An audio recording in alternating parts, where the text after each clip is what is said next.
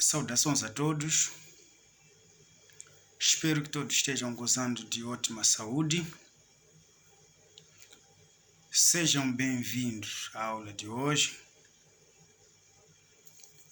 cujo tema reservado são os procedimentos da elaboração das consolidações das demonstrações financeiras. Na aula passada, nós falamos sobre a consolidação das demonstrações financeiras e sua generalidade. Compreendemos que a consolidação das demonstrações financeiras é um processo extracontabilístico que é realizado por uma empresa-mãe em relação às suas subsidiárias, com o objetivo principal de traduzir a informação de caráter econômico e financeira do grupo como se de uma entidade econômica se tratasse. Muito bem, falamos também dos métodos de consolidação, onde percebemos que existem três métodos: o método integral, o método proporcional e o método de equivalência patrimonial. Então, a escolha do método aplicado para cada grupo é facultativo. Por fim, falamos sobre as etapas, onde entendemos que a primeira etapa consistia na uniformização das normas contabilísticas ou, por outras, determinação do perímetro de consolidação, onde podiam ser alistadas as empresas a serem envolvidas no processo de consolidação. De seguida, falamos sobre a escolha do método aplicado de consolidação. Em terceiro ponto, falamos sobre as operações prévias à consolidação, onde havia a harmonização das normas, padronização dos critérios, com base nas normas de contabilidade geralmente aceites. E, por fim, a elaboração das demonstrações financeiras consolidadas, nomeadamente balanço, demonstração de resultados, demonstração de fluxo de caixa, variações no capital próprio e outros mapas complementares.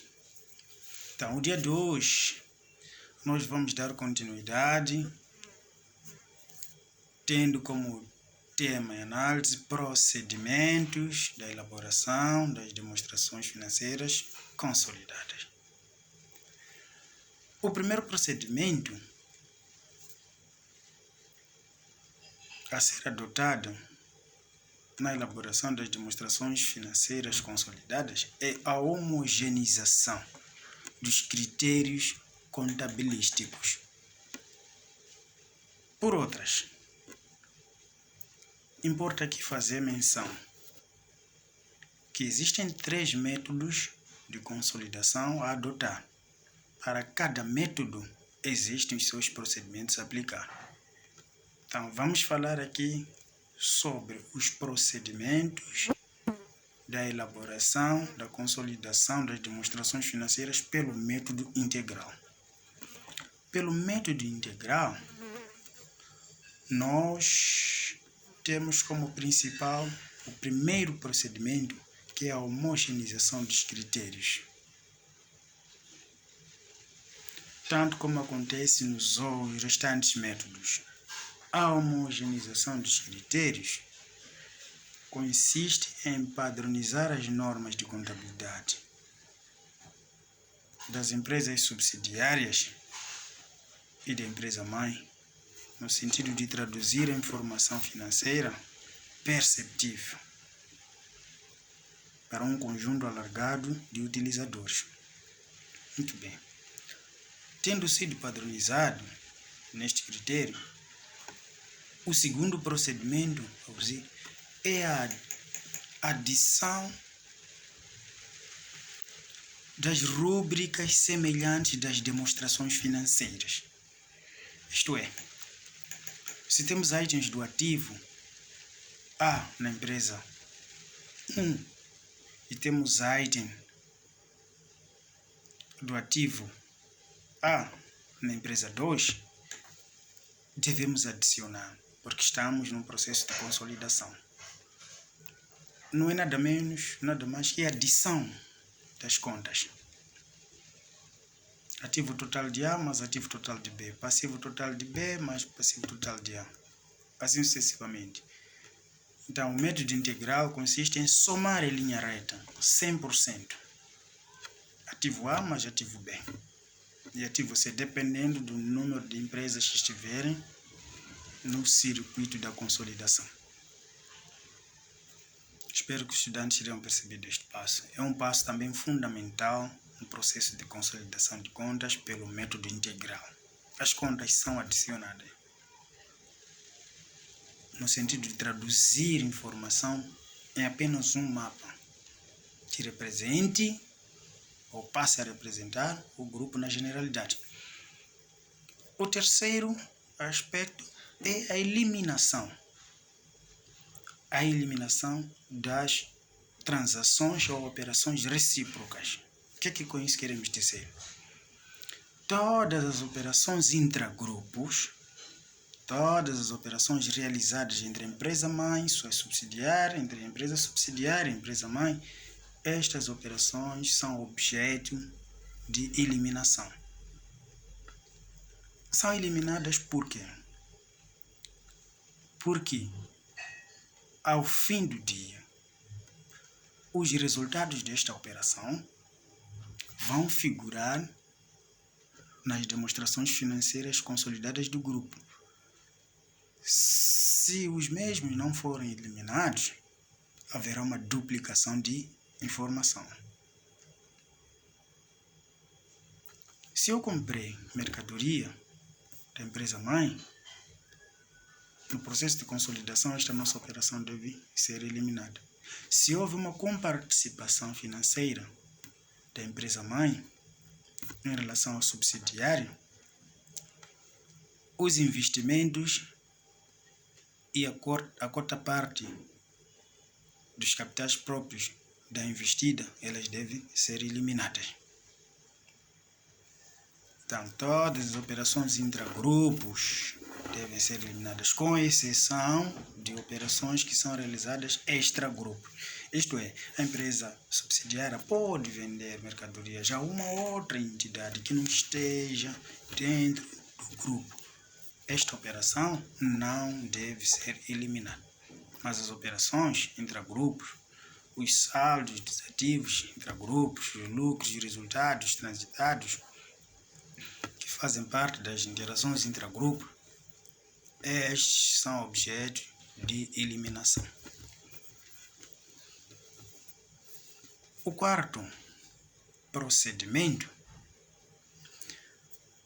consiste em identificar a comparticipação financeira, a diferença entre a comparticipação financeira da empresa-mãe e a cota parte dos capitais próprios dos acionistas, isto é, interesses minoritários. Com o que queremos dizer? Se a empresa-mãe investe na subsidiária, logicamente a influência do investimento vai incidir sobre os capitais da empresa subsidiária. E se não investe a 100%, por exemplo, adquire a comparticipação financeira em 90% na empresa A. Então, nós devemos evidenciar este nível de investimento de 90% sobre os capitais. Os 10% que sobram no capital da empresa investida, nós chamamos de interesses minoritários, que é a parcela reservada aos acionistas da empresa. Os 90% referem-se à comparticipação que estão a cargo da empresa-mãe. Então, o objetivo central aqui é identificar os interesses maioritários e os interesses minoritários neste procedimento. Mas quando a aquisição é feita a 100%, se a empresa adquire 100% do capital da empresa B, já não temos como identificar a cota parte dos acionistas minoritários. Não existem interesses minoritários. Foi uma aquisição por completo. Muito bem. O outro procedimento, que é o quinto a se referir, são as diferenças de consolidação. As diferenças de consolidação normalmente surgem quando a aquisição da empresa-mãe é feita com um valor diferente dos capitais próprios da empresa subsidiária. Há necessidade de encontrar esta diferença de consolidação. Mas quando ela é feita com igual valor, não existe diferenças de consolidação. Suponhamos que a empresa A adquire capitais próprios, adquire as ações da empresa X a 1.000 e os capitais próprios da empresa B estavam avaliados a 1.000. 1.000 menos 1.000, zero. Não existe nenhuma diferença. Mas se, por exemplo, a empresa A, que é a empresa mãe, adquire os capitais próprios ou adquire investimento com participação financeira sobre a empresa B a 500, logicamente o custo de aquisição é maior que o valor dos capitais próprios disponíveis na empresa B. Há uma diferença, vamos ter os 700 menos os 500 de capital próprio da empresa. Então, 200 refere-se à diferença de consolidação. Isto é, goodwill. Goodwill é a diferença entre o custo de aquisição menos o justo valor dos ativos, os passivos da empresa adquirida. Quando o valor for positivo, nós temos uma situação de goodwill. E esta diferença de consolidação deve ser atualizada no balanço patrimonial em uma conta do ativo intangível e deve ser amortizada conjuntamente com os restantes ativos da empresa-mãe.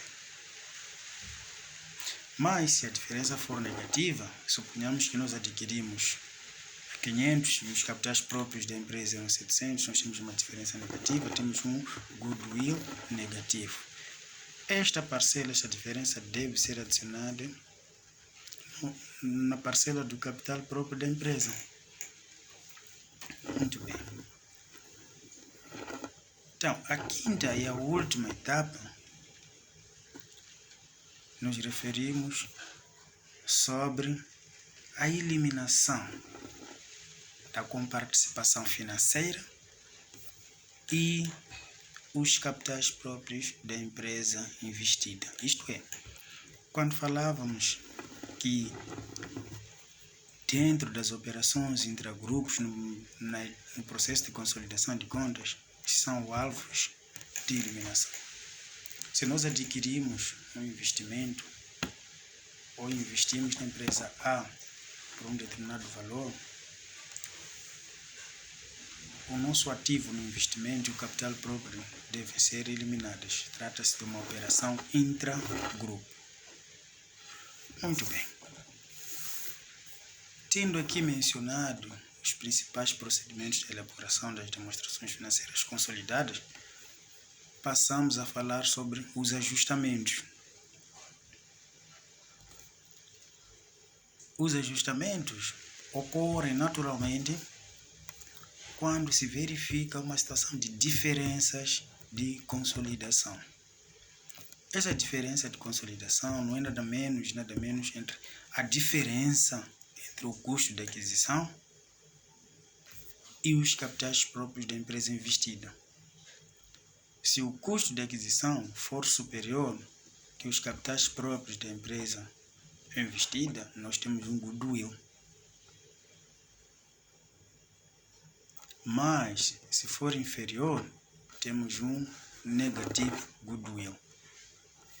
Nestas duas circunstâncias, nós somos obrigados a fazer um ajustamento. O ajustamento para positivo, a conta goodwill é debitada no balanço patrimonial da empresa-mãe, na rúbrica de ativos intangíveis, e deve ser amortizada com os restantes ativos. Mas se for negativo ou negativo goodwill da operação, nós podemos adicionar na conta dos capitais próprios da empresa, cota parte dos investimentos. Muito bem. Então, para o dia de hoje, nós não tínhamos muita coisa aqui a alongar, apenas queremos falar sobre os procedimentos. Tendo falado sobre os procedimentos, queremos ainda dar uma vazão. Recordar que o método integral é o mais complexo. É o único método que é passível de aplicar todos os 6 procedimentos aqui listados. Mas o método proporcional e o método de equivalência, apenas alguns itens são excluídos. Por exemplo, no método proporcional não há interesses minoritários. No método de equivalência patrimonial também não há identificação de interesses minoritários. Mas sim, temos lá a homogeneização dos critérios, temos lá a eliminação das transações recíprocas entre grupo, com exceção de identificação de interesses minoritários. Então, a aula de hoje fica por aqui. Quero agradecer a colaboração de todos vocês. Então, as demonstrações práticas, nós teremos uma aula exclusivamente para dúvidas e considerações práticas. Então, estará disponível. No próximo encontro faremos questão de trazer exercícios práticos para realmente confrontarmos com todas as teorias que acabamos aqui de abordar. Quero agradecer pela colaboração de todos vocês. Muito obrigado. Até o próximo encontro. Boa aplicação a todos.